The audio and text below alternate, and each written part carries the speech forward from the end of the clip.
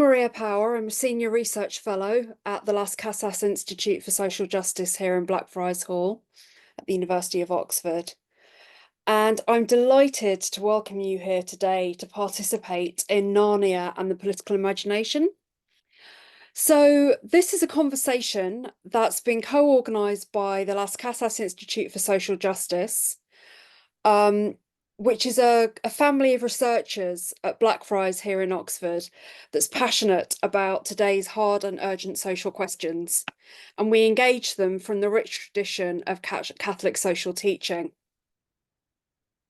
It's my honour today to introduce our two guest speakers.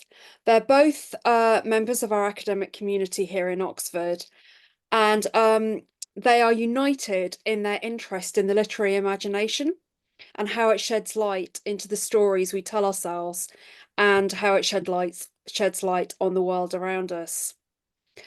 So first of all is Dr. Michael Ward, who read English at Oxford, theology at Cambridge, and then received his PhD from St Andrews University, studying within the Institute for Theology, Imagination and the Arts. Until 2021, he was a Senior Research Fellow at Blackfriars. His research interests focus on theological imagination, especially in the works of C.S. Lewis, Tolkien. He's best known for his monograph, Planet Narnia, The Seven Heavens in the Imagination of C.S. Lewis, which was published by Oxford University Press. He is also the author of After Humanity, a guide to C.S. Lewis's The Abolition of Man, published by Word on Fire Academic Press, and co-editor of the Cambridge Companion to C.S. Lewis. And it is my special pleasure to welcome and introduce Dr. Eduardo Gutiérrez, who, as well as being my former PhD student, DPhil student, is a dear friend of mine. He studied philosophy and has worked in the faculties of philosophy and political science in Columbia. He subsequently did an MST in science and religion at Oriel College, while strongly engaging with Tolkien's literary imagination. He recently earned his doctorate with highest honours at Blackfriars Hall, with a thesis focusing on the role of imagination in belief formation and transformation, and its use in peacebuilding in Columbia. And he is currently one of our junior research fellows here at Blackfriars. So before I hand over the floor, I would like to invite you all to actively join in this conversation. It will start by a conversation between our two speakers, but at the end, we'll have time for questions. And I would really encourage you to submit those questions through the chat function.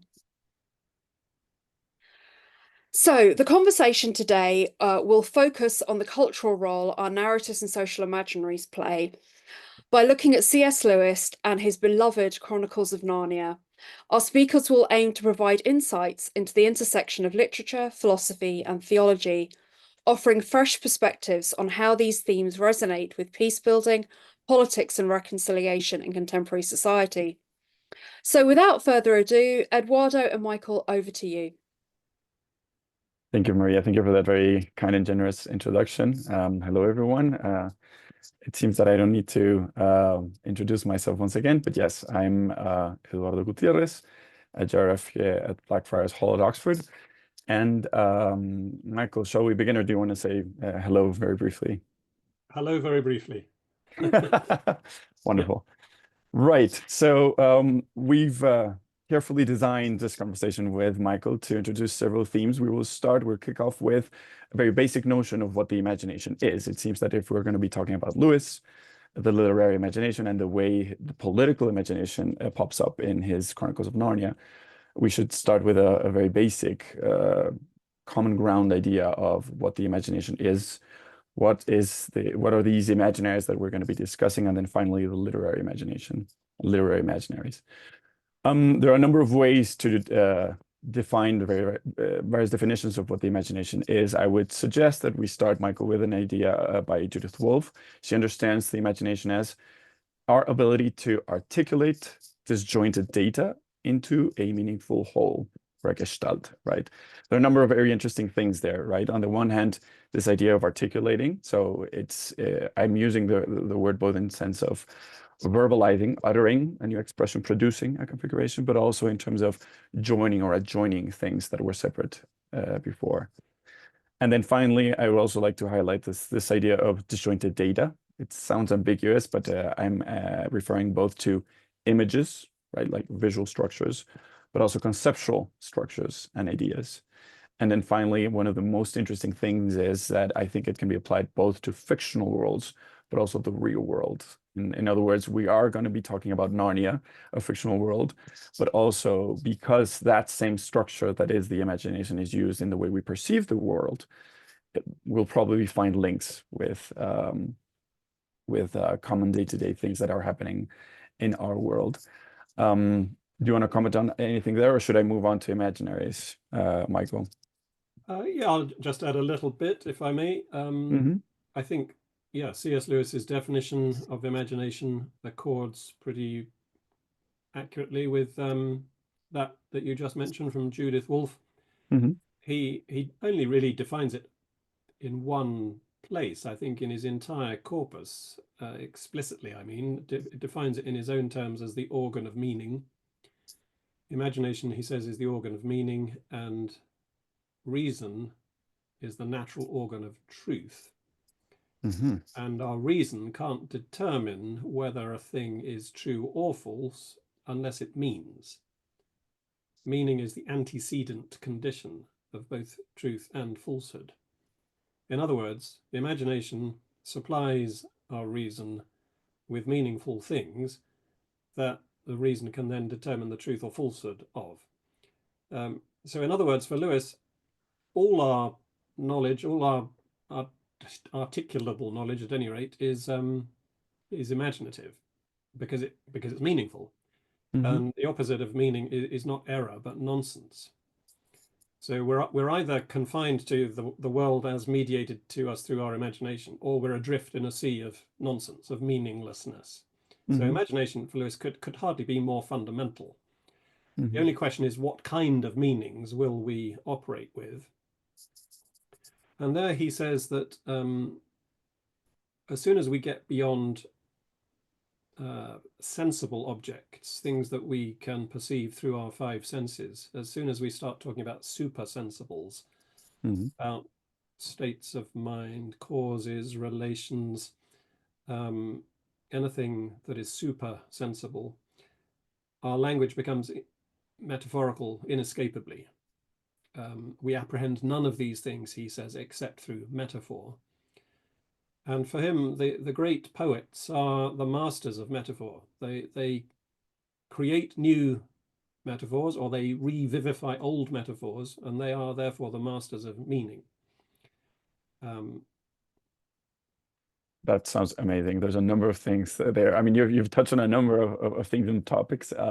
One of the things that comes to mind, so just to clarify for the people that have logged on, this won't be a one-sided conference and then a response. As you've seen, we're gonna be in an ongoing conversation, right? Yeah, you spoke about meaning and how it's an antecedent to truth, and I immediately thought of Ian McGilchrist's The Master and His Emissary, because he talks about the two hemispheres of the brain and how, in a sense, the left side of the brain is about the means towards an end, but the right side of the brain is focusing on the ends. And so, in a sense, you need. It's not about understanding the world and then finding meaning. Somehow, mysteriously, you need meaning in the context of which and in the light of truth becomes apparent. And in that sense, I would like to introduce this idea of the imaginaries, in as much as they are exactly those structures, those wholes, those meaningful wholes, in the light of which experience makes sense. And again, if I was using Judith Wolfe to define imagination, I'd like to use Kathleen Lennon to define imaginaries. These imaginaries are effectively laden thought patterns. So in a sense, they're structures in our minds, in a sense, but they're not just conceptual. They serve as a bridge between our imagination and our cultural practices and expressions. And like I say, they're both conceptual and emotional, right? And I would like to clarify that just as we are able to discuss ideas and ideas within ideas, we can also discuss imaginaries and imaginaries within imaginaries. And I'm just saying this because once we land back into Narnia, we'll be discussing the Narnian imaginary or Narnian imaginaries or solar imaginaries in the Voyage of the Dawn Treader, or political imaginaries within the Dawn Treader. So in a sense, it's like a number of structures within structures, which might sound awfully complex, but I think it's wonderful and enriching, and it opens a variety of tools and possibilities for the discussion. And in that sense, I mean, you've already touched on Lewis's understanding of the imagination in general, but I'd like to look at literary imaginaries. So I see there's two ways of us approaching this. On the one hand, you could talk about local tropes, right? The hero, the idea of the villain, the realm in danger. These are tropes that pop up in literature throughout history, right? But then, Michael, you have this idea of Lewis's Donegalities. I'd love for you to tell people about it a bit, because in your book, you describe them as the imaginative underpinnings. You mentioned the kappa element. You mentioned the spiritual atmosphere of a text. I have a number of ideas about this, but if you could just tell us a bit more about that, I think people would be thrilled. Yeah, and I certainly will. But before I do that, let me just specify one further sort of terminological matter, because the use of the word imaginary in the sense of a noun, an imaginary, is not one that Lewis ever uses in that sense. Indeed, he uses the word imaginary only in an adjectival sense to mean something rather regrettable, something not very good. I've just said that for him, imagination is the antecedent condition of truth and falsehood. In other words, reason rests upon imagination for Lewis. You can't know anything without the imagination. However, that relationship is asymmetrical, and the imagination can produce its meaningful findings without reference necessarily to reason, because it doesn't depend upon reason. Reason is the higher court, as it were. So imaginative findings, as it were, meaningful stuff, which the imagination seizes and distinguishes from nonsense, may be true or may be false. And nobody knows until the reason comes down and adjudicates. And that sort of innocent state of the imagination's findings is for Lewis the merely imaginary. Merely imaginary. Merely imaginary. Whereas once it's been determined to be true, or for that matter, false, it becomes imaginative. But unless reason makes an adjudication, it's merely imaginary. Who knows whether it's true or false? It's like, for Lewis, the sorts of sensations and images that flood through our minds when we dream at night. And in our dream life, all sorts of meaningful images sway us this way and that. And we feel them often in our dreams to be tremendously important. But usually in our dreams, we're not concerned with whether they're true or false. They just are. Sometimes you wake up in the morning and you think, oh yeah, I learned something in a dream last night. It has acquired truthfulness, or for that matter, falsity. But usually it's just the imaginary, the merely imaginary, that floods through our minds when we dream. So anyway, that's just a little way of clearing the decks terminologically, so that no, that's very useful. And yes, you're absolutely right. I mean, imaginarios in Spanish, it's a bit easier because it's a plural, and once you hear it, you immediately understand that you're talking about a noun. In English, on the other hand, if you talk an imaginary, if you haven't heard it as a noun for the first time, you might think, well, you're describing something. What's the noun? What are we actually talking about? But yes, so yes. For all intents and purposes, when we discuss imaginaries here, we're going to be discussing these structures that are the result of the imagination. And as you well said, they can either be adequate to describe reality, both in terms of truth and meaning, or not. And so, yeah, fair. So on to Donegalities. Yes, Donegality, exactly. Yeah. Yes. So Donegality is a word that Lewis himself coins when he's talking about the spirit of a place in Ireland where he liked to go on his holiday, County Donegal. He loved going there and swimming in the sea. And he said there's a certain spirit of place in Donegal, which is unlike the spirit of any other place. And you know that it's different, but it's hard to put into words. The Donegality of Donegal is different from the Londonness of London. And it's hard to explain how and why, but everybody knows that it is so.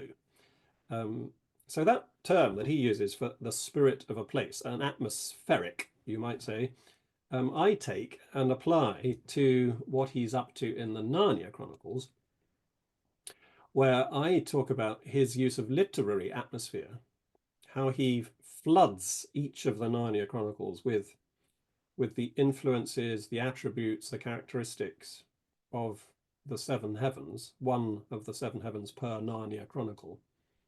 And this is the important point, he uses the character of Aslan, his Christ character, the Lion King, to, as it were, sum up, to condense, you might even say to incarnate that atmosphere which is otherwise spread abroad across the whole of the rest of the tale in each story, in the plot, in the other characters, in the background descriptions, in the incidental details. All of it is, I think, keyed to the prevailing planetary personality. But then Aslan is the embodiment of that. So in The Lion, the Witch and the Wardrobe, Aslan is the true Jupiter in a generally jovial story. And in Prince Caspian, he's the true Mars in a generally martial story. In The Voyage of the Dawn Treader, he's the true Sol, the sun, in a generally solar story, and so on 7 times over. The other 4 planets are the Moon, Mercury, Venus, and Saturn. The planets, of course, which give us the names of the days of the week. That was, that's the medieval cosmos, planetarily speaking. Uranus, Neptune, Pluto, they didn't know. They didn't exist back in the day. We weren't aware of them. It was before the invention of the telescope. But these are the planets, the wandering stars that you can see with the naked eye, and which, from time immemorial have acquired all these qualities and attributes and influences, which Lewis loved as a medieval scholar and wrote about at great length in The Discarded Image, for instance, but also in his poetry. He wrote a long, complicated poem called The Planets, in which he went through each of these 7 planets one by one, describing their various flavors and tones. And also, he wrote a trilogy of interplanetary novels, often called the Space Trilogy, but much better called the Ransom Trilogy. One set on Mars, one set on Venus, and the 3rd book set on Earth. The planetary powers actually come down and exert their influences very palpably on the story. And when he came to write Narnia, he used all this wealth of imagery that he'd been steeping himself in, both academically and artistically, for decades, but used it, I think, so I argue in Planet Narnia, he used it implicitly so that it doesn't draw attention to itself, but it colors and gives tone to the whole of each story. In a sense, I mean, I love the way you phrased it, because giving a name, like categorizing this whole idea of the textual atmosphere, right? Like this imaginative underpinnings, the spiritual atmosphere of a text. What you're actually doing is basically helping us to visualize a very particular imaginary, right? A lens through which you can read one of the chronicles and make sense of it. You could read it in a number of ways, or you could just enjoy it as a story, but understanding it as the sort of concrete expression of one of these planetary donegalities. There's a wealth, a richness of symbols that pop up and help us understand both Lewis's literary imagination in particular, but also, again, understanding themes that pop up within the text. I mean, I think one of the things that I like the most about your Planet Narnia is this idea of the planetary donegalities have influenza, right? They influence, and they have a transformative power, both in terms of the characters within the story, but in a sense, you could also project that onto you as a reader, right? And of course, I'm particularly interested in the political elements within those structures. And I was thinking, precisely because of that, there's an interesting interplay in your text between what you call the poema and the logos, right? You can understand each of the chronicles as something made. It has a series of elements that can be described, but it also has something said. There is a message, there is a reconfiguration, an imaginary, a meaningful whole that is trying to be transmitted. I mean, you could phrase it in terms of Wolf's disjointed data and the meaningful wholes that we said. In that sense, I was going to suggest, how about we plunge into one of the first chronicles? And just to explain to everybody who's listening, we were thinking of structuring the discussion first in terms of the poemas, very briefly describe and point at the different elements that pop up within each of the chronicles, and then move on to the logos, the meaningful message that is being conveyed through these texts. Does this make sense, Michael? It does, and I ought to just tell everybody, in case they are going to assume that I came up with that distinction between logos and poema, that it's not mine.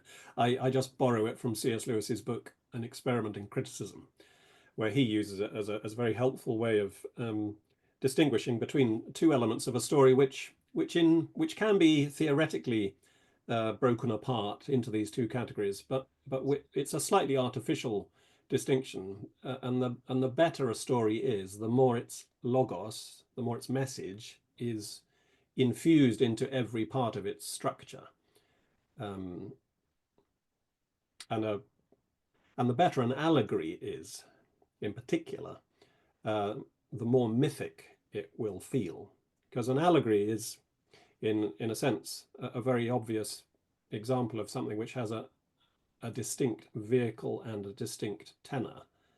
The Pilgrim's Progress is a poema, is a story about a man going on a journey from one city to another, having various adventures as he goes. But the logos is the spiritual life. Bunyan is trying to tell us about religious progress, not just about a journey through space. And Lewis was a great admirer of allegory. We're probably getting ahead of ourselves in saying this, but he a bit, but yes, go ahead. His first book was called The Allegory of Love, in which he looked at the medieval allegorical love tradition. But although he had a high view of allegory, he also realized that allegory could be a kind of mechanistic toy, if the correspondences between the vehicle and the tenor were just sort of intellectual and didn't satisfy the imagination. So the better an allegory is, the more it's actually mythical, the more that it shines by its own light and requires little in the way of translation. But that's, as I say, possibly to get ahead of ourselves. If I come back just again some slight throat clearing noises about political imaginaries, because some people who know C.S. Lewis might think, well, wasn't Lewis rather apolitical? He didn't interest himself very much in politics, certainly not party politics. He tried to keep himself as apolitical as he could, largely because in his religious writings, he wanted to present a Christianity that was universally acceptable, that was not just for conservatives or liberals or the Labour Party or high Tories. I think he probably did incline more slightly in later life to the right of centre, but in his early life, he said he was somewhat socialistic, reading a lot of Shaw and Ruskin and people like that. And his own Narnian polity is pretty sketchy. There's nothing detailed about it. But can I just read you one little passage where it's explained more clearly than anywhere else, as a form of constitutional government. This is the end of the Lion, the Witch, and the Wardrobe, when the children have become kings and queens, and they made good laws and kept the peace and saved good trees from being unnecessarily cut down, and liberated young dwarfs and young satyrs from being sent to school, and generally stopped busybodies and interferers, and encouraged ordinary people who wanted to live and let live, and they drove back the fierce giants on the north of Narnia when they ventured across the frontier, and they entered into friendship and alliance with countries beyond the sea, and paid them visits of state and received visits of state from them. And that's about it. Well, you could say that, but on the other hand, you think about Lewis being part of one of the world wars, Lewis writing a text that's called "Why Am I Not a Pacifist?" You read the texts, and there's wars, there's kings. So, I mean, on the one hand, he is taking distance from politics and polity in general, but on the other hand, these themes do pop up, and I do think that they convey a specific and particular image. And I think your whole idea of the donegalities, the planetary donegalities, the sort of astrological symbolisms that structure the meaning within each of the chronicles, I think makes a lot of sense. And they help us to identify those imaginaries and then discuss them. Before we plunge into the actual chronicles, I was just going to clarify a few things. On the one hand, we will be focusing on just 2 of the 7 chronicles. We don't have enough time, but we will be looking at Prince Caspian and the Voyage of the Dawn Treader. So if anyone hasn't read the texts, you should. And interestingly, and we didn't choose these for this reason, but we have movies for both. So Prince Caspian is a movie from 2008, and then Voyage of the Dawn Treader was 2010. And very important, it would be responsible for me not to clarify, spoiler alert, we'll be discussing elements appearing in the whole chronicle. So yeah, there's that. Michael, I would suggest let's go to Mars, Prince Caspian. Do you want to provide us with a bird's eye view of the general argument of the story before we plunge into the poema and its symbols as such, or should I?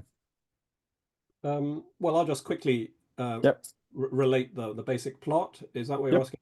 Yeah, so Prince Caspian is about a time of tyranny when the rightful king of Narnia has been usurped.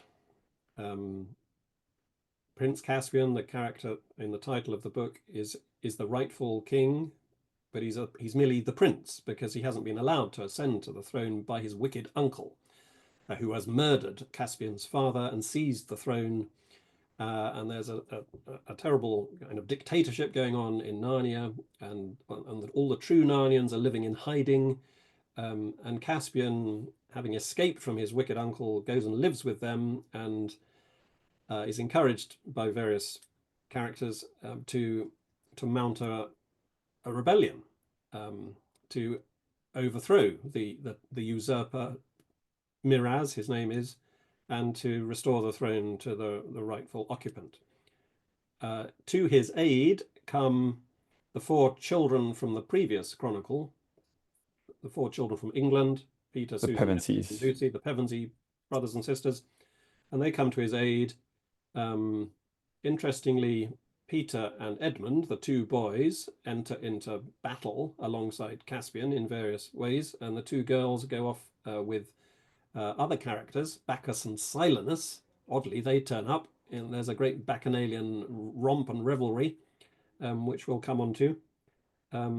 Suffice it to say that Miraz is overthrown. The wicked Telmarines, who have been the occupying forces, they're driven out of Narnia, and everyone lives happily ever after. That's a wonderful summary. But just to clarify, there's 2 levels of usurpers in a sense. Like on the one hand, you have Miraz killing his brother and so usurping the throne. But then later on in the story, you realize that the whole family, the whole Telmarines, have been usurpers as well. They conquered unfairly the land of Narnia, and so it's a double justification in a sense. It's Caspian ascending to the throne, but also he has to allow himself to be located as not just the rightful heir on the Telmarine side, but also win some form of right amongst the actual Narnians, right? So there's like a double move there. Right. I think you've described this chronicle in general, but I think in terms of the poema, there's clearly an idea of this chivalric ideal. And there's 2 dimensions of it, the knighthood, right? The whole idea of this war to restore the country to its rightful position, this Caspian, this coming of age sort of war to him, and then the importance of sacrifice all pop up in the context of discussing violence, struggle, war, strength. And you've phrased it all, and you've understood it in terms of Mars, the planet Mars, the god of war, and the whole idea of the donegality of that planet in particular. Again, I have my notes, but I don't know, how would you describe the not just Mars in general, but I think the two faces that you described, the militarism and the Sylvanism. I haven't spoken about that yet. Well, it's interesting that in this particular Chronicle of Narnia, there's sort of an astrological influence even within the story, presented for the reader's observation, because Caspian is taken up to the roof of a tower at night and shown the conjunction of two planets. Tarva and Alambil. Yes, Tarva, the Lord of Victory, and Alambil, the Lady of Peace. And he's told that their conjunction betokens some great good for the sad realm of Narnia. And I think that what Lewis is getting at there with victory and peace, represented in these two Narnian planets, he's representing the two sides of Mars, because Mars is not just the god of war, he's not just violent. The true chivalric, gallant, knightly instantiation of the martial spirit works towards the pleasures of peace. And so peace must also be part of the martial gestalt, to use that word you used earlier. And that's where, if you know your Roman mythology, you can see what Lewis is drawing upon, because in Roman mythology, Mars was not always and only the god of war. He was originally a vegetation deity associated with trees and forests and burgeoning vegetation. And he was known as Mars Silvanus. And so the Sylvan aspect of the martial spirit is, you might say, the pleasures of peace, just frolicking in the forest with Bacchus and Silenus, as Susan and Lucy learned to do. And the other side, the militaristic side of Mars, is what the Romans called Mars Gradivus. And that's what the two boys with Caspian enter into. We don't need to get into possible sexist distinctions between what girls should get up to and what boys should get up to, but at any rate, that's how Lewis divides the story between the boys and the girls. They both get to inhabit the martial spirit, but in different ways, and the point is that they eventually come together. The victory achieved in the battle is what enables the pleasures of peace to be protected and to flourish. Mm-hmm. Yeah. There's a number of ways in which you describe this Mars. I was going to say Mars Gradivus, but yes, Gradivus, I guess. And when you mentioned Mars Silvanus, I mean, in Spanish, for those of you who speak Spanish, selva is our word for jungle, which was originally silvus, which was coming from the actual forests in near Rome. So that makes a lot of sense. Yeah, on the military side of things, there's this sort of gradual hardening of the nature of the characters that you also mentioned, right? They become more, not just harder, but also more knightly, right? Tough, courageous. They're more willing for noble sacrifices, yes. But at the same time, on the more Sylvan side of things, they also become more gentle, more sensitive. Manners are very important for them, right? And so the interplay between those two is definitely present right from the beginning of the book. Maybe we should leave the poema there and move on to Soul before we actually plunge into the logos of each, or would you like to add something else in that sense, Michael? No, I think that's good. Yeah, let's move on. Okay, so yeah, for those of you who've just logged on, because I've realized there's a number of people who have arrived a few minutes late. So we're discussing the Chronicles of Narnia, more specifically two of them, Prince Caspian and the Voyage of the Dawn Treader. And we're looking at them through a specific lens, which is Michael's idea of the donegalities, the sort of the spiritual atmosphere that Lewis seems to convey in each of them.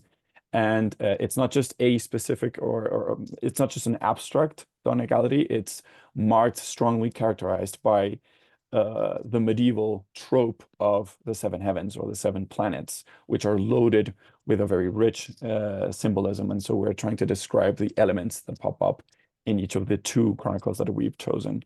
We started with Mars, and it seems that the sort of martial donegality is particularly characterized by both the military side of things, but also the Silman side of things, the warring, struggling, strong, combative, I guess, approach, but also the Pacific, life-giving, more natural tree version of Mars, right?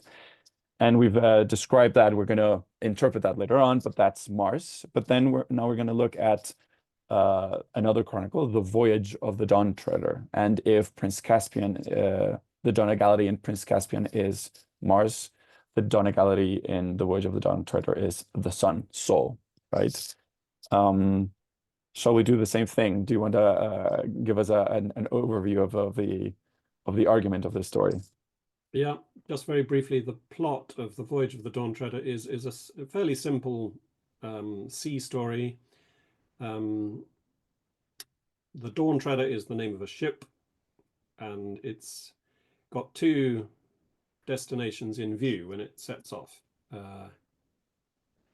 It's hoping to find the seven lost lords of Narnia who have been banished in a previous episode that we only hear about after the fact.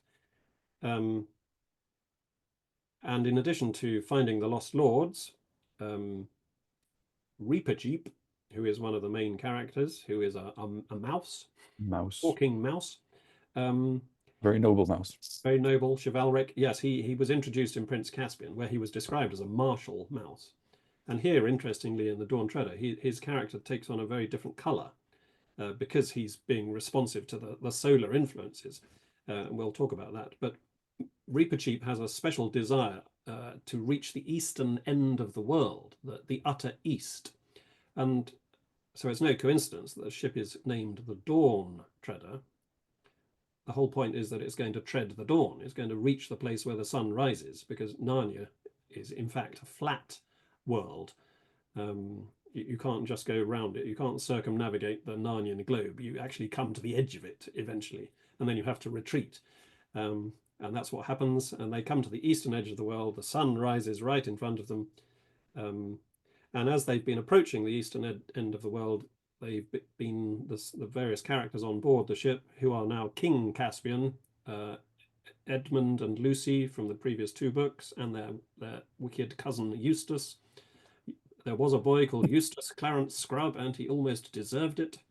That's the opening line of the story. All those characters gradually acquire solar properties of various kinds. We can talk about the solar influences in a moment. Mm-hmm. As they go from island to island, hopping from one place to another, having adventures as they go. And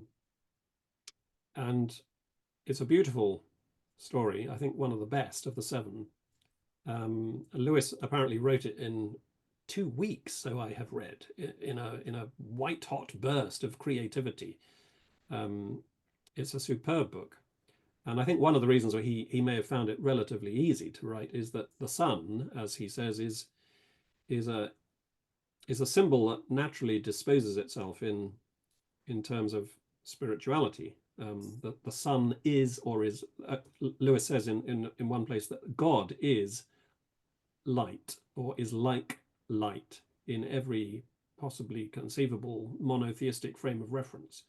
And think of all the scriptural allusions to, the Son of Righteousness arising with healing in its wings, and Jesus saying in John's Gospel, I am the light of the world. The sun in medieval thought was the heaven of theologians and philosophers. The sun would make you wise and liberal. And these are some of the things that we see that the children and other characters gradually learning as the story goes on. Mm-hmm. Wonderful. Yes, I mean, if Mars is the planet in which, politically speaking, we will be discussing war, struggle, peace, the sun is a different planet, in a sense, is a different heaven, in as much as there is also a quest for liberation, freedom. There's also a quest for illumination, for a better state of mind and existence. But one of the ways I was suggesting, Michael, that we approach the two chronicles is, whereas Mars and Prince Caspian is a space where you actively seek this sort of freedom and you struggle for it, right? Soul is a place where you quiet yourself and you allow yourself to receive passively this sort of new state of mind. It's a very it's an invitation to be aware of the receptiveness of the transformative process that analogously and in a different sense, Mars invites us to be an active, right? I mean, soul illuminates, yes, devotion, philosophy, theology. You do mention the how Christ and Balder are very similar in as much as they both have very solar, luminous, sun-like traits, right? There's a set of symbols across the chronicle: gold, the eye of the mind, the arrows, eagle. But I would like to sort of focus on the two categories that you use in terms of the sort of transformative process, because like I said, if both chronicles can be understood as invitations for a very specific, particular kind of transformation, then there's two ways of approaching this here. On the one hand, there's this idea of transmutation, which obviously has sort of alchemic resonances as well, and then the philosophical illumination, right? I mean, in terms of the transmutation, the voyage is towards, like, across the sea, towards the sun. In the end, you have this idea of light everywhere, whitely shining. You have drinkable water, which is translucent, and so in a sense, it's an invitation to understand how light can shine from within as well.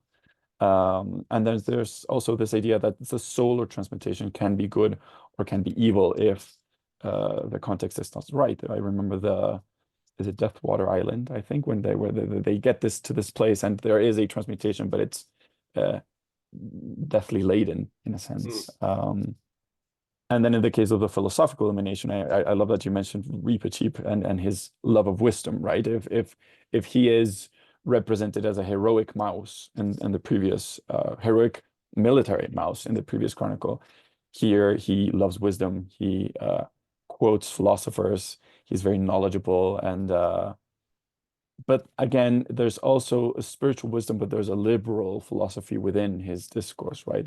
He's very generous, he's studious. All of that comes up. Yeah. Would you want to add anything to what I've just said? Well, in due course, yes, but maybe we're going to come back to that after the next thing we're going to talk about. Yeah, right. So we've described the two poemas, right? We've highlighted aspects and angles and elements that pop up within each of the chronicles that make us think, okay, it does make sense to understand them as a planetary donegality. And yes, definitely there's Mars in the first one, and then there's Sol in the second.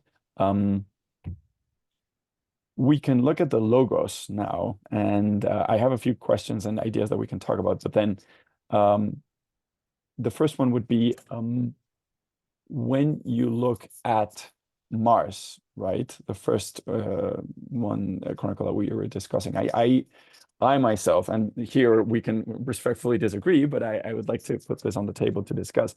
I find an issue with the idea of a Christian use of violence, right? I mean, there's, at least in a contemporary sense, there's a lot of efforts of, there's been a shift from just war, right, discourses to peace building, especially after the Second Vatican Council. You even mentioned, right, the importance of retributive justice when you look at the hero. I'm looking at Mars right now, right? And even in that sense, there's much talk today about restorative justice, which is a bit different. And then there's also talk about, well, the warring hero that Lewis is describing seeks to be much more effective and efficient than mere pacifism, right?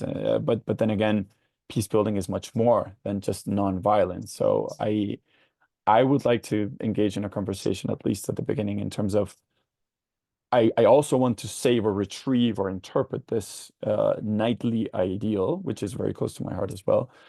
But I would suggest a different approach, a more spiritual approach to the kind of combat that Lewis is suggesting. And I have grounds for this, both in terms of the Christian tradition, at least, but also in terms of what you yourself have described in the text. I mean, I have two texts from scripture. One is the letter to the Ephesians. It says, "For we wrestle not against flesh and blood, but against principalities, against powers, against the rulers of the darkness of this world, against spiritual wickedness in high places." I'm bringing up this quote because it's one of the most militaristic call to arms in Christian tradition. I mean, Paul goes on to invite people to, there's much talk about shields and swords in a metaphoric, symbolic way, I guess. But it's interesting for him to mention this. It's not against flesh and blood, but it's about, and he conveys this sort of idea of the spiritual combat, right? And you yourself then later on describe how, yes, the knight is an important part of Lewis's Donegality, but the martyr is the ultimate superior ideal towards which the knight should be striving for.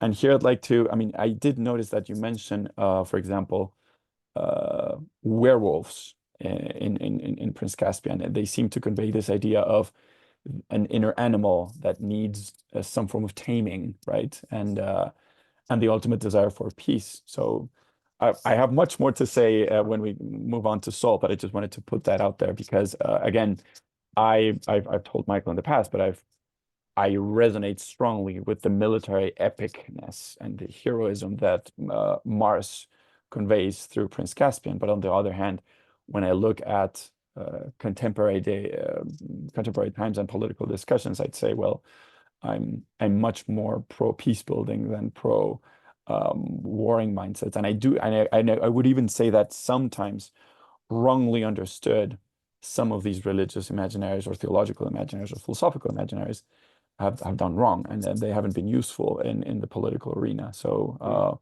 that's the reason why I suggest this.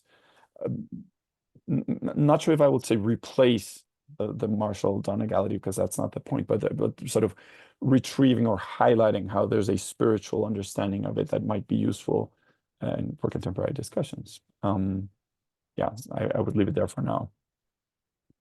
Yeah, I think Lewis would probably not disagree with anything you have said in principle, insofar as I can position myself as a spokesman for a man I never met, but because I'm not here presenting my own take on these matters. I'm just trying to understand his imagination. Mm-hmm. And I think, at any rate, in principle, what he's trying to achieve in Prince Caspian is the golden mean between Sylvan and the military. Well, no, not that one, but the mean between cruelty as depicted in the werewolf and the hag, who are prepared to reach for any tool, any weapon, as long as it will further their war aims. They'll even conjure up the white witch from the previous story, if need be. They will reach for evil power. They're not limited by the rules of war. There's no Geneva Convention in the mindset of the hag and the werewolf. Might is right for them. They will do absolutely anything to achieve their war aims. So obviously they, I think, are being depicted as excessively martial. They've received too much of the martial imprint. On the other hand, the Telmarines, the occupying forces, although they have successfully occupied Narnia, they turn out to be not very good soldiers.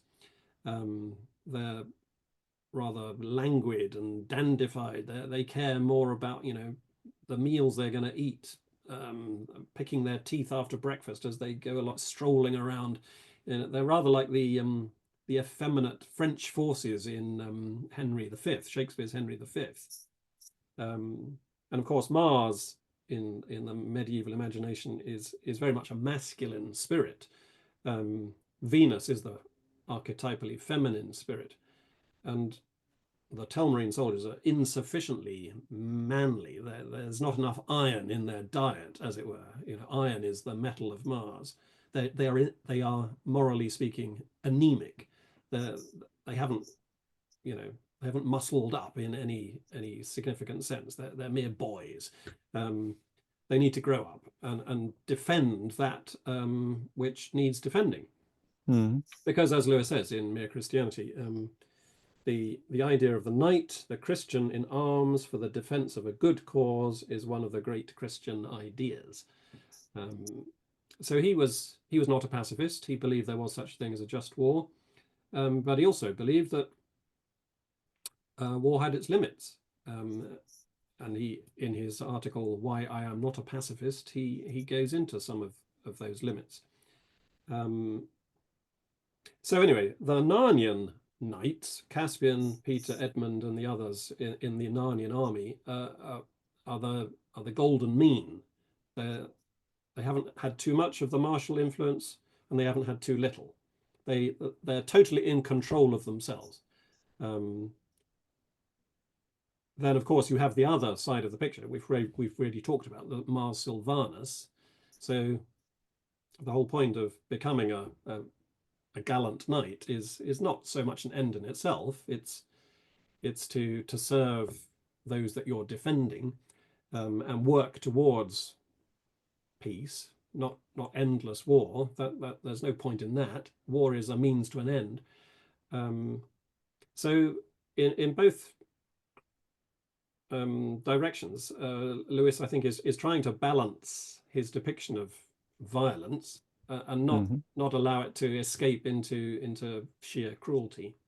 Yeah. Whether he succeeds or not, whether that balance is the right balance, is another matter altogether. But I think that is what he's trying to present.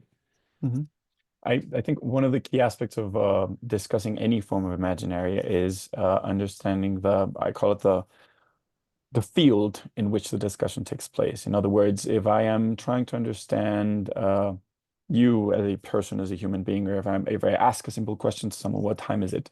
It's a very different question if I'm in the middle of a test and you're my professor, or if I'm in the street and you're a stranger, or you're in prison and you're about to be executed. Like, all those are different ways in which the sort of map that you're trying to draw is a bit different. If you're and in terms of in very simple cartographic terms, you can draw a demographic map, a geographical map, and even though you're mapping out the same territory, the context is very different, and it does play a relevant role. I'm just saying this because if I look at this particular map, like the martial Donegality that you've described, if what I take away is transposed in spiritual terms, I concur. Like, I think this sort of idea of balance between militarism and sylvanism, the balance between the fierce and the meek, the hard and the gentle, I think it's wonderful, and it's really important. And I do think that the fact that there's mentioning of lycanthropy and wolves and other creatures does sort of mention or point at how this is difficult. It's not easy to tame one's own animal, in a sense, right? And so even though the Chronicle is about a war, a combat, a struggle between two nations or two groups of people, right? There's yet another level in which there are also other struggles taking place, which are happening within. And I think those are the ones that I at least resonate the most. I mean, if someone would read the Chronicles of Narnia and take away, okay, there is an effort, there's a way in which wars can be fought in a legitimate way, you could, but it's just that, for me at least, in contemporary terms, I mean, one of the reasons why the Christian traditions has gradually moved away from just war theories, and some people might disagree with me, but it's because, again, the field, the context in which those discussions are taking place is very different. If you're in a medieval battle, there's swords, there's bloodshed, but it's contained. And even within those terms, there's space for conversation, negotiation, limits, right? The past 20th century was witness to a number of very, very different kinds of wars in which those limits are a bit different and difficult to draw, in a sense. And that's why I think, well, I would be strongly inclined towards the spiritual understanding, which is a way of retrieving the sort of heroic tropes, but enabling them for contemporary readers in a different way. I mean, and it's not just different. I do believe that all these elements are there in the Chronicle. It's just that I'm just ensuring or suggesting a very specific interpretation. And in that sense, I would suggest if you look at Saul, for example, there's an interesting interplay between the two. You do mention how one of the alchemic or symbolic powers of the sun is it transforms alchemically transforms other lesser metals into gold. And so I'm in a sense what I'm suggesting as well, how about we allow the sun to transform iron into gold, right? There's an ongoing topic in the Voyage of the Dawn Treader in terms of transforming iron into gold. And I think one of the aspects that I really like is the need for a pedagogy. Like if you look at the different moments in which Aslan appears, right? And you mentioned that in your book, there seems to be a gradual nature to it. And it does make me think, it reminds me of Plato, right? And Plato's cave and Plato's allegory of the sun. And in both cases, you end up having the sun as the ultimate goal. But you need graduality. You need a process. You need a methodology to get there. And I think that's part of the reason why you do need those symbols in order to get and attain that spiritual wisdom in the end, the sort of liberal freedom that you discuss. Yeah, what are your thoughts on that? Well, that's a clever use of the alchemical property of the sun to transform martial iron into a solar gold. Lewis would not like that, it must be said, because one of the reasons he so admired the seven heavens was that they provided him with seven imaginaries into which he could slot so much of the spiritual experience. He described the seven heavens as spiritual symbols of permanent value, which were especially worthwhile in his own generation. His own generation being, of course, the generation that went through the First World War. Mm-hmm. And that's why he says in one place that of Saturn we know more than enough, but who does not need to be reminded of Jove, of Jupiter? Because Saturn is the planet of death and disaster. And Lewis's generation, which was mown down in far too large a number by the Great War, was all too familiar with the Saturnine spirit. And indeed, Lewis goes on elsewhere to talk about how much of the culture of the 1920s and 30s becomes Saturnocentric, fixated upon Saturnine qualities of death and disaster, cynicism and pessimism. And one of the reasons he likes the seven heavens is that they remind him that if you're ever inclined to indulge a kind of Saturnocentricity, think again, because Saturn is not the only spiritual symbol and is not even the best. In fact, Saturn is the last and the worst of the seven heavens. Jupiter is the best. But each of them has a place, including Saturn, including Mars. Mars, like Saturn, is a baleful planet. It's an unfortunate planet to have been born under.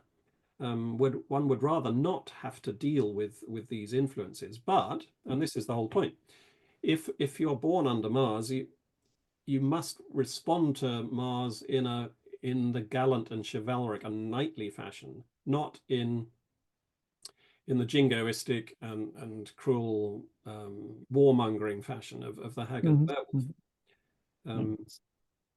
Anyway, perhaps we should move on to the Dawn Treader, because otherwise we won't have enough time to spend on that.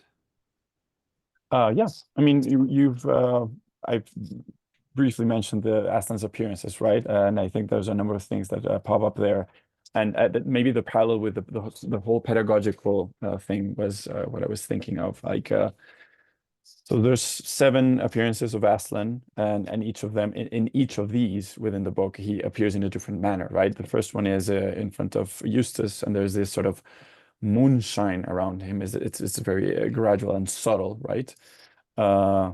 Then near Dirtwater Island, he shines like the sun, but very briefly and from a distance. Then it's Lucy, I believe, that reads a book in the Island of the Duffers, and then she sees a picture of Aslan in the book, and then Aslan himself appears right next to her because she summons him. She unveils his secrecy with an enchantment, with a spell, right? Then there's Lucy's prayer in the ship, and there's Aslan appears in the form of a light beam and then an albatross, which interestingly goes through a number of previous symbols. She sees a cross, then she believes she sees it as a plane, and then she realizes it's an albatross who actually speaks to her at the end of the scene. The next one is Caspian, right? He sees there's a carved cabin door with a lion, and he for a moment sees Aslan there, and it's a terrible scene to see. It hurts and humbles him. And then the grand finale of the book, right? There's the gold everywhere. It turns into white. There's a beautiful, pristine lamb who ends up being Aslan himself, and it turns into a lion. And then again, there's mentioning of the eagle eyes of the children who have been gradually grown accustomed to the light because they've gone through a process. So, like I said, this all, at least to me, resonates with both Plato, but also with this idea of pedagogy, the need to go through different processes in order to attain the sort of final, clarifying, illuminated state that soul seems to be regent over, right? Yes, it's a beautiful ascent as the story progresses. I mean, they're going to the east, but in a sense, they're also going up a ladder of ever increasing levels of kind of spiritual illumination. They're getting closer and closer to the sun, almost, I mean, literally and metaphorically at the same time. Yeah. And yes, the very opening scenes don't even involve Aslan when in the Lone Islands, the ship's company dissolves the slave trade that has grown up there. And that's an interesting aspect of the solar influence, because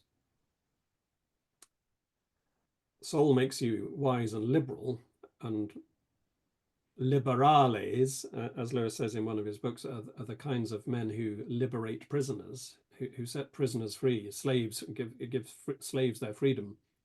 And that all is undertaken without reference to Aslan. Aslan isn't in the story at that point, which perhaps indicates that Lewis thinks, by the natural light, simply by, regular human justice, uninformed by Christian principles, you ought to be able to realize that people shouldn't be enslaved, and the slave trade is abolished. And then different kinds of slavery, more spiritual kinds, or moral kinds of slavery, come to the fore with Eustace and his dragonish greed that has turned him into a dragon. With the whole royal party, when they come to the magic pool that turns things to gold, and they all think, oh, we can become as rich as Midas if we occupy this land, and they begin to fight about it. And then by the end of the story, when Caspian is hurt and humbled by the sudden appearance of Aslan in his cabin in the ship, the greed, the covetousness is of a very spiritual kind, actually, because Caspian is there coveting spiritual union with Aslan. He wants to abdicate from his position as king and go with Reepicheep into the very eastern edge of the world, into Aslan's country. In other words, in a sense, to commit suicide, when that is, of course, not his task as the king of Narnia. That's his calling, yeah. So that as a kind of, it's simony. You remember Simon that in the book of Acts, who wants to buy spiritual power from the apostles, and Caspian is in a sense wanting to buy spiritual illumination at the cost of his own life. But you can't barter, you can't wager with God in those terms. As you have said, a great deal of the solar imaginary is receptive, is passive. You have to wait for it. It comes to you. You can't go to it. That's why it frustrates your cupidity and your covetousness. I think there's if we look at not just Narnia through these Donegalities, but even at those Narnian Donegalities through an understanding of these political imaginaries, I think you start seeing a picture, and there's a call to a form, like I said, of transformation. There's something there. You need Mars in all of its complexity. You need to be a knight, keeping the balance between these various efforts. You need to struggle for that, but also whilst you're at it, you need this other solar dimension, which is passive, receptive. It's not by yourself. You need others. You need God. You need, like, call it what you will, but there's a very healthy balance. Balance would be like a general way of like an interesting category of approach for the whole Narniad, right? And looking at those particular elements that you were mentioning of soul, like there's 4 dragons that the different children in the story fight against or meet, in a sense. There's a literal dragon that they meet, and one of them transforms into a dragon. Then there's a sea serpent, a dragon in the end, and then there's the Dawn Treader itself, right? The ship is fashioned in a dragonly manner, and the ship itself changes throughout the story. All this just to say that there's this constant reminder of this sort of transformation, and it's all very spiritual and very inner and philosophical. And for me, at least, one of the key moments is Eustace's transformation. Like he's been a victim of his own greed, and because of that, he's been transformed into a dragon. And there's a very vivid scene of him trying to slash his dragonly hide open, but he cannot, and he's suffocating from it. He's trapped. It's a prison. And it's only Aslan, in a very solar manner, that sort of opens his hide and frees him. Again, the sun is not just beautiful and wonderful. It can be humbling and hurting, but even that is understood in a transformative sense. And I think there's a constant calling to a spiritual, philosophical, deeper understanding of sacrifice. The sacrifice of the knight that plunges into battle, the sacrifice of the martyr that is willing to suffer for a greater cause, and the sacrifice that is definitely required for a solar transformation in the Voyage of the Dawn Treader as well. Again, all of these are different angles of this sort of intrapersonal transformation, which also has political consequences. Again, I mean, there's the double nature of politics, right? There's the interpersonal, but there's also the intrapersonal, which is politics as well, in a sense. I was thinking of asking John Angus for questions, but before that, would you want to add something before we go into Q&A? I would just add that Aslan undragoning Eustace is not just a convenient little episode that Lewis inserts in order to give a picture of spiritual transformation, conversion. I mean, it is that, but why convey it in terms of dragons and golden hordes? It's because it's part of the solar Donegality, and here Lewis is drawing upon Greek mythology. We were talking about in Prince Caspian, he draws heavily on Roman mythology, but in Greek mythology, the sun god Apollo was, in one of his manifestations, known as Apollo Sauroctonus, the dragon slayer, the lizard slayer. Homer, in his hymn to Apollo, has an episode in which Apollo does just that, kills a dragon. And that's surely what Lewis is drawing upon when he depicts this episode in these particular terms, within a generally solar imaginary. The whole book is designed to conjure this spirit, so that we have a sense of a world at unity with itself. Everything is sort of harmoniously keyed to this solar influence, which itself is a major part of Lewis's imaginative purpose, because Aslan is the true sun. He is the god of the world in Narnia, but here figured by means of solar characteristics. Thank you for that. And yeah, and I would only add to, I mean, I love the fact that you've mentioned Apollo Sauroctono, because one of the things is, not only does he slay this giant serpent, but later on it becomes a symbol of Apollo. In fact, the oracle in Delphi, which was Apollo's dwelling, it was marked by the serpent all the time. So in a sense, I feel there's an echo with this idea very strongly present in this other chronicle that we're discussing, which is transposition, right? Changing via incorporation, right? And it's only through the sun's arrows, the strength of noon, that spiritual life exceeding human awareness suddenly bursts open and you attain enlightenment. But again, there's an active passiveness. There's a receptiveness that you need to eagerly seek and allow yourself to plunge into for that to happen. So yeah. Yes, and interestingly, when Eustace is undragoning himself, he does try it on in his own strength, as it were, several times. He peels He's off just his, incapable.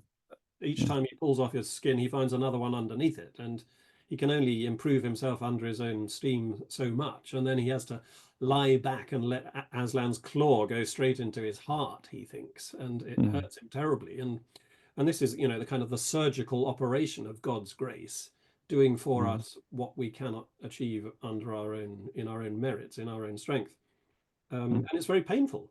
And that there again, I think we have an interesting aspect of Lewis's use of these planets, both with Mars and Sol. There is pain involved. His presentation of the spiritual life is not all a bed of roses. And I think that's one of the reasons. And also there's, to go back to Prince Caspian, it's not, although these are fairy tales, and therefore you might say that the good and the evil are fairly clearly demarcated, there's complexity too. There's moral sort of ambiguity in a character like Nicobrick in Prince Caspian, who is this dwarf, who is, as it were, gone bitter through long suffering. He's been confined to hiding under the usurping King Miraz, and he's gone sour and bad inside from all the the victimization that he's been on the end of. And there's a degree of pity and mercy and, as it were, tolerance and forgiveness shown for his bad end. I don't think he's is completely let off moral responsibility, but there's an account given of how, if people are hurt people, that kind of thing.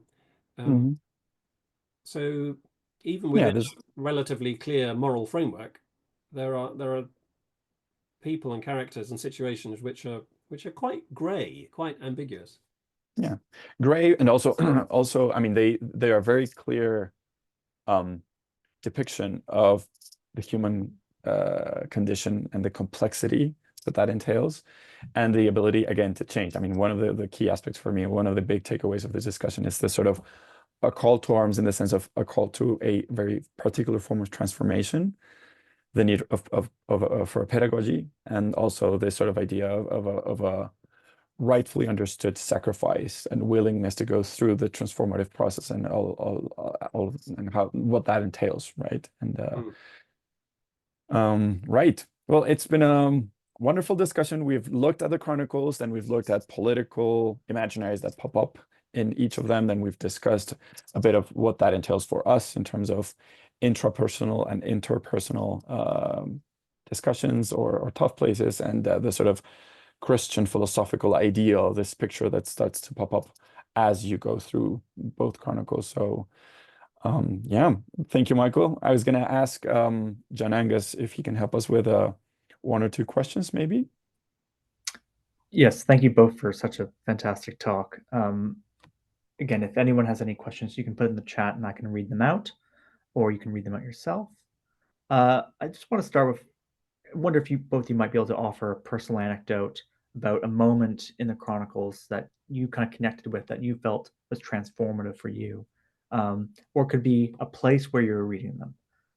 Trying to get the personal connection you had. I wonder if that might be possible. Sure, I can start. So you asked a place that I link the reading of the Chronicles with, right? Yeah, something like that. Yeah. Right. So yeah, the backstory in my case would be I was a child, and I saw The Lion, the Witch, and the Wardrobe, the movie, a very old version of it in Disney Channel or something. And I went to the library at my school, my primary school library, and I just found The Lion, the Witch, and the Wardrobe, the book. I read it, loved it to bits. And then as I was returning the book to the shelf, because it was in open collection, I think Michael has heard this story, I just realized that there were 6 others in the shelf. And I was thrilled with the idea of, oh my God, the story doesn't end here. And it was interesting because not only was it a beautiful experience, but it's, in a sense, depicted within the Chronicles. Like at the last Chronicle, this idea of a never-ending story, a story that goes on and on. It's almost paradise. And in terms of something that touched me personally, reading these particular two Chronicles, I would go to Eustace's de-dragoning. I think it was a very, very, I don't remember where I was when I read it, but it resonated closely with my own understanding of, again, the need for sacrifice and worthwhile sacrifices in terms of inner transformation. And there's the description of the experience is wonderful. Like it's masterful. The claw going into the hide, hurting, but also feeling incredibly freeing and liberating is very well put in the book. So yeah, I would definitely go to that scene. How about you, Michael? Well, where do I start? Where do I stop? I've been reading these books constantly, Right. almost since I was about 5, when my parents read them to me, even before I was old enough to read them for myself. So it's hard for me almost to disentangle my life from these books, and they've informed me so much for so long. I mean, just to mention one from one of the 2 Chronicles we've looked at today, I've always been struck by that particular exchange that passes between Caspian and the governor Gumpus in The Voyage of the Dawn Treader. Gumpus is the governor of the Lone Islands, who has been in charge of the slave trade that's grown up there. And Caspian comes along and frees all the slaves and demolishes the trade. And Governor Gumpus says, "My lord, do you mean to beggar me? How can I earn a living if I can't trade in slaves?" And Caspian replies, "Well, yes, I do mean to beg you. And it's better to be a beggar than a slave." I think there's so much profundity in that phrase. Better to be a beggar than a slave. Those are really the 2 options. We're either slaves of sin or beggars of mercy, beseeching God's intervention in our lives to free us from our various sins. And elsewhere, Lewis talks about how in the Christian life we become jolly beggars. We're entirely indigent before the Lord. We have no wealth of our own.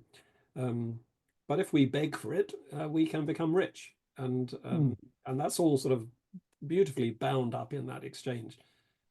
This is part of the genius of the Narnia Chronicles. They're ostensibly very, very simple.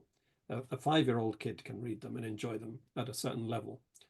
But because they have such mythic imaginative power shining within these metaphors and these extended episodes, they're like gems that, if you turn them a slight different way, they spark light and they reveal lights hidden within them, which I think is one of the reasons they've become such classics.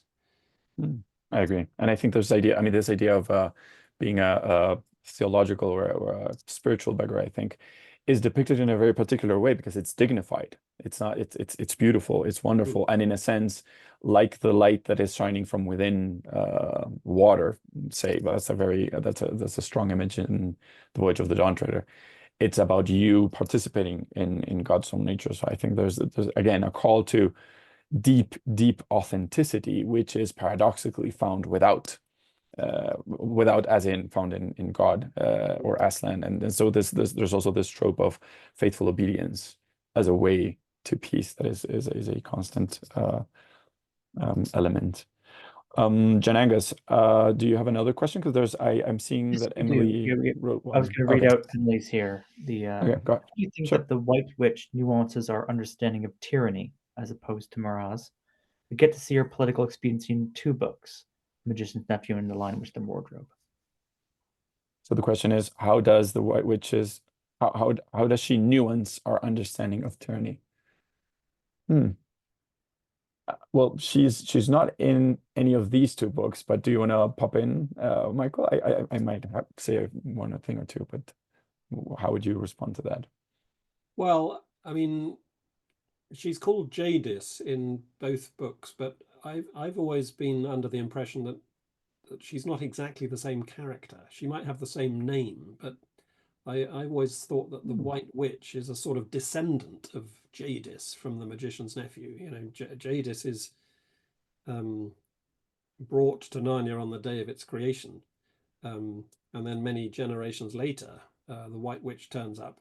And I've always thought that if, at the very least, it's like a Doctor Who kind of reincarnation of a particular personality, not exactly the same character. And you know, the very names are different. You know, she's not a Snow Queen in The Magician's Nephew.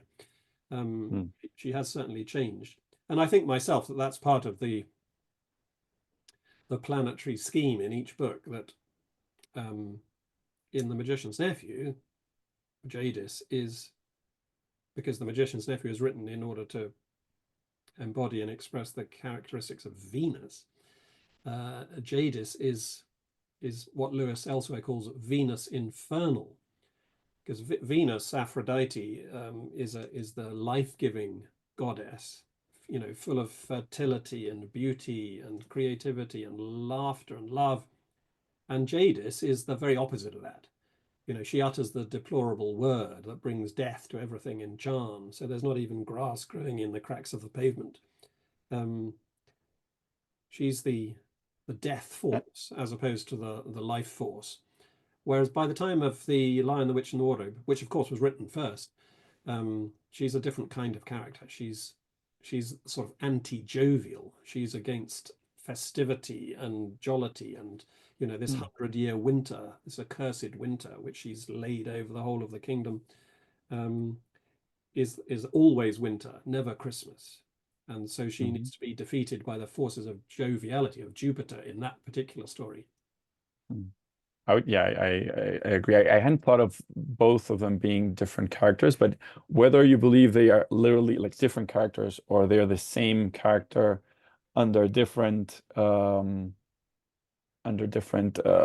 donegalities, I think the consequence, just to respond to Emily's question, I think you do see different aspects or angles of tyranny or evil. And like Michael was saying, I mean, on the one hand, it's the anti-Venus, and then the other one is the anti-Jove, the anti-Jupiter. So everything that Aslan is, the witch or the queen isn't. And in a sense, you could see those two as angles of descriptions or of traits of tyranny or evil or sin or yeah. Good question. Yeah, good. Emily is a Narnian reader, clearly. Yeah, do we have any other questions, Jangus? No questions in the chat yet. I have another one if there's no one else going to pop in. You've mentioned that this is children's literature, but it is so deep at the same time. We already brought up peace building and just war. These are very adult, very serious discussions about it. What might you both expand on what role children's literature can play in contemporary crises? Well, yeah, I'll go in there first, if I may. Yep. Lewis said that he was writing for children only in the sense that he excluded things he thought they wouldn't understand, not in the sense of writing about things that were beneath adult attention. And of course, you know, one of the defenses of the fairy tale genre is that although it's for children, it's for everybody at the same time. And that's part of the purpose of the genre, that, you know, rather like the parables of Jesus, you have an ostensibly simple story, Good Samaritan, the parable of the talents, the prodigal son, whatever it may be, simple story elements and characters, but containing within that apparent simplicity almost inexhaustible depths and complexities once you really start pressing into it and giving it all the force of your adult attention. And in the case of the Narnia Chronicles, which are, of course, much more complex works of literary art than the parables, there's so much more going on as well, because Lewis was steeped in the whole of, Western literature, world literature, really, and it wasn't just medieval astrology that he was using in Narnia, but classical mythology as well. All of it rooted, I think, in his biblical theology. So there are multiple layers and registers working away. They are, I think, to a child at any rate, mini epics. At least that's how I took them when I was very young. I thought, there's so much going on here, and I haven't yet got tired of reading them. 50 years later. I agree. I mean, you've mentioned Lewis's ideas. I would allow myself to mention Tolkien here. I mean, his understanding not of children's stories, but of fairy stories in general, was that there were like three major advantages, right? On the one hand, they allow the recovery of amazement. So you get used to the world, and then you start reading a wonderful fairy story about I don't know, a place where the grass is blue as sapphire, and then you look out your window and you realize that the piece of the grass that's right next to you is emerald green, and so you recover the amazement in front of reality. It enables escape, not the sort of the coward soldier that leaves battle, but the prisoner seeking freedom. So you're no longer bound to evil or wickedness or the horrors of war, and you suddenly you find solace. And that links us to the third one, which would be consolation, right? And like there is a different world, there's a different possibility of a future. And I think all of these things, again, I'm using Tolkien, not Lewis, but I think I think Lewis would probably agree with Tolkien on this.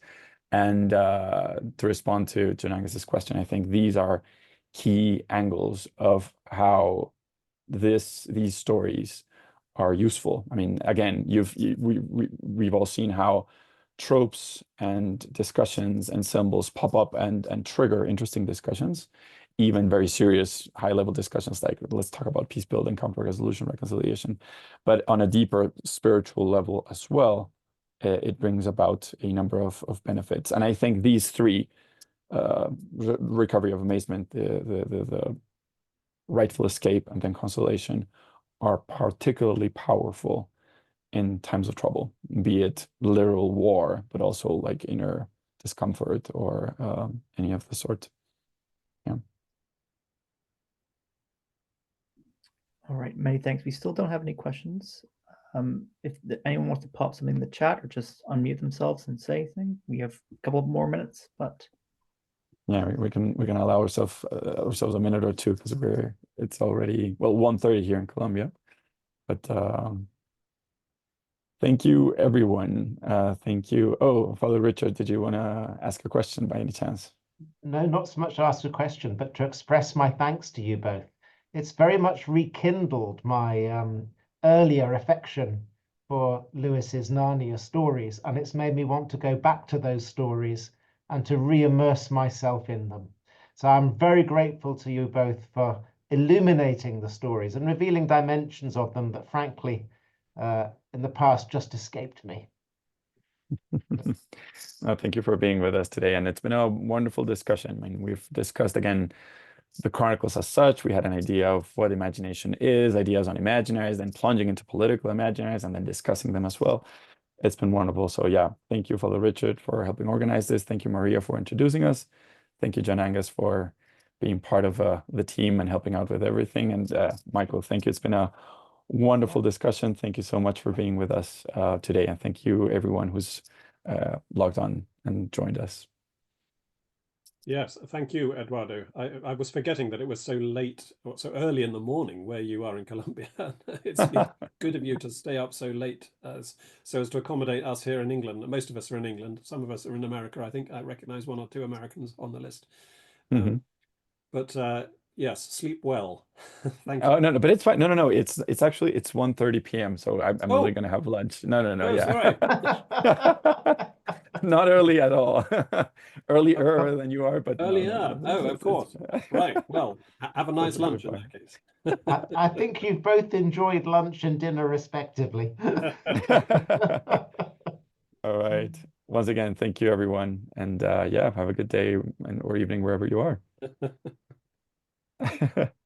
Bye, everyone. Thank you.